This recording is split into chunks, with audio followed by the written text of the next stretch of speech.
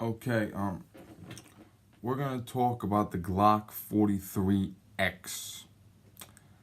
Now, I got to shoot the Glock 43X on January 26th, Saturday. It was the day after my mother's old captain passed away. Now, I went to the range to shoot my Glock, the Glock 23. And as I was getting ready to leave, they did tell me that the legend was coming down. So I went to see him. Little known fact, I was shooting the Glock 23, but I was carrying my 1911.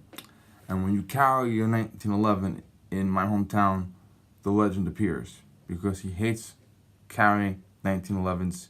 He thinks carrying 1911s is bad. He thinks they're dangerous to carry. Okay, that's what he believes. Okay, and if you carry a 1911, he will appear out of nowhere. There's like a puff of smoke that comes in. He comes out of the puff of smoke and tells you you're a fucking idiot. True story. But I wanted to hang around to tell him that the captain had passed away. And he came down, the puff of smoke appeared, he came out of it. And I said to him, the captain has passed away. And see, even though she was married, she kept her maiden name. So her and her husband have different last names. And they're both captains, so he's captain. Okay? And I said, she passed away. And I said, he's like, well, she had something.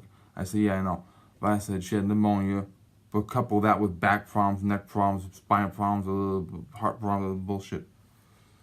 And he said, I just saw her husband a couple weeks ago at the shop. And I said, well, she was in the hospital again that time.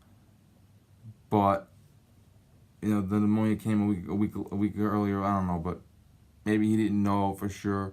Maybe he didn't want to say it. And then the legend pulls out his Glock 43X. Now, I had previously shot the 43 from him many years ago, a couple years ago. I did whatever you wanted. I had come down, and I was coming in. He was going out. I hung up my silhouette target, took the 43, regular 43, put 5 shots in the head, and okay, the whole fucking 9 years? Yeah. Then I shot my 1911 with it. Then the target homed me, and I showed you on camera. Well, this is his target. He's coming in, I'm going out. And I'm looking at it and I'm saying, you think what I'm thinking? He's like, my head isn't in your fucking... He's so fucking insulting. See, people think that I'm insulting, okay? They gotta hang out with him for a couple hours, okay? He is so fucking insulting, okay? Cops are dog shit. He's a retired cop, okay? So he gets a free pass.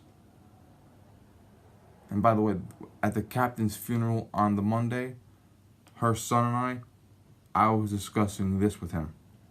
Cops are dog shit. All this shit. Okay, he tells me I'm lower than dog. He says so much shit. And I actually told the captain's son, I said if he wasn't a cop, he would get shot. Okay? He gets a free pass, whatever the fuck he wants. And he's just fucking blah, blah, blah, blah, blah. And so I said, I'm under his gun. He takes the target, it's the bullseye target, turns it over, and he does the perpendicular lines. That's how he does it. He sets up his sights like that. He has new sights he put on himself. He does it with his rig, his rig there and everything. The sights were already on it. He takes the gun, goes onto the range. I put my ears and eyes back on, go and follow him. He sits down, the stool, brings the target in, turns it over to where the bullseye is, and he's using the perpendicular line to zero the laser, because I had a laser sight on it. When he turned the target over to the regular side, all 3 bullets went through the X. This is a 70-year-old man. He's a 70-year-old man who is a mythological figure in the department. He trained generations of police officers. He's trained me, even though I'm not an actual police officer, he did train me. Even to this day, new cadets going into the academy and officers on the job, particularly rookies, actively seek him out for additional training. in addition to having the training at the police academy or the training for armed training instructors, they seek him out for additional training because they want to hit the street saying to their training officer, I train with him. He taught me to shoot. They want to hit the street because if you're hitting the street telling your training officer or telling your watch commander that you train with him, it's like, wow, you know exactly what you're, okay, he's fucking mythological. There's another retired cop on the line who also knew the captain. He's shooting his Model 15, okay? And then the legend lets me get the gun.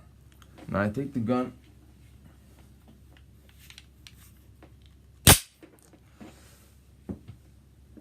Boom, boom, boom, boom, boom. Now this is a laser sight. And the laser sight, okay, you have to pull the trigger back halfway to get the laser on. So I'm pulling the trigger back halfway to get the laser up, and I'm trying to guide the laser in. Okay? And that's when my shot's off. And he takes the gun back, and he says, what'd you do wrong? He hates when I hit the button. And he actually says, this is not 1911.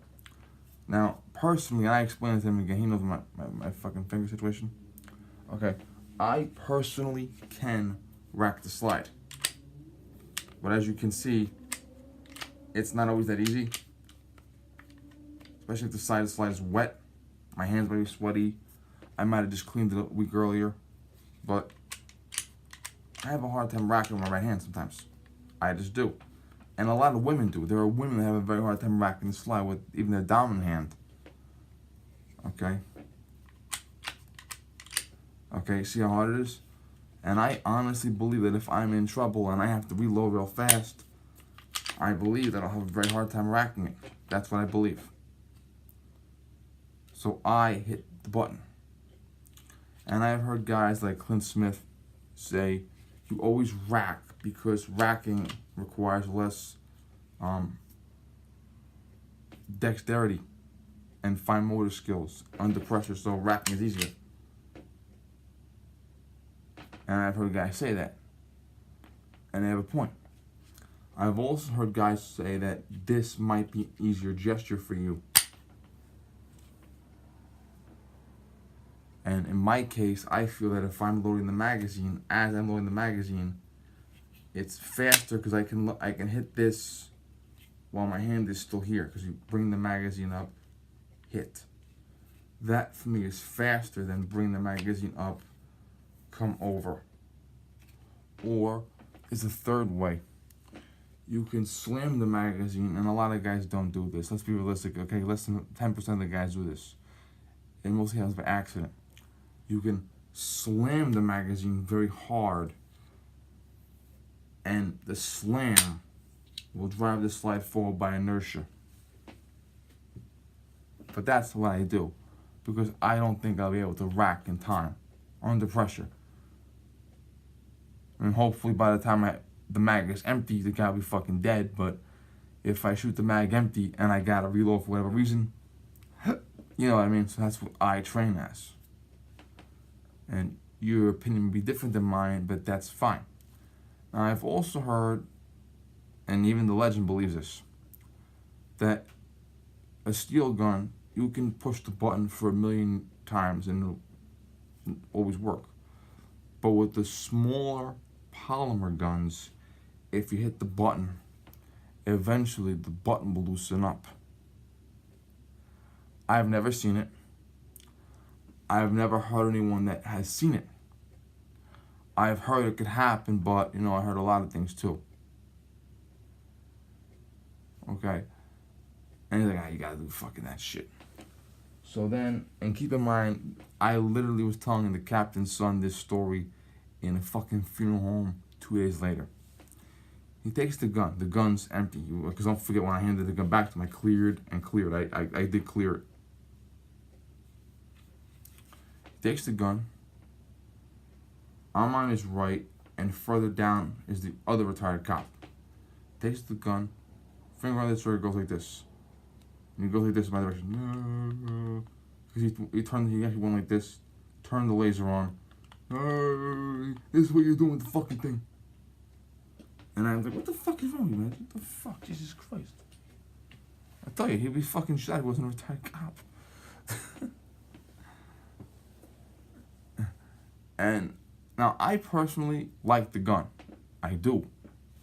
It has the stainless steel slide, which is usually custom. If you have a Glock with a stainless slide, it's normally a custom order or a limited edition, or you order it special or something like that, or whatever the fuck it is. Front serrations are usually special edition, or they were added on later by a gunsmith for your convenience. So the stainless slide and the front serrations are very nice, because a lot of times when I open my gun, I go like this with it. And having a front serration would be good.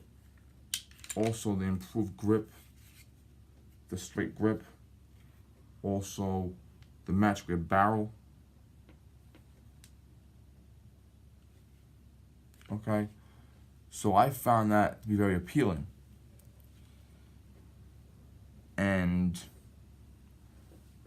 But I should have turned the laser off. What I found was when I squeezed the trigger, I had to squeeze the trigger back to turn the laser on and walk in the target. I didn't like that.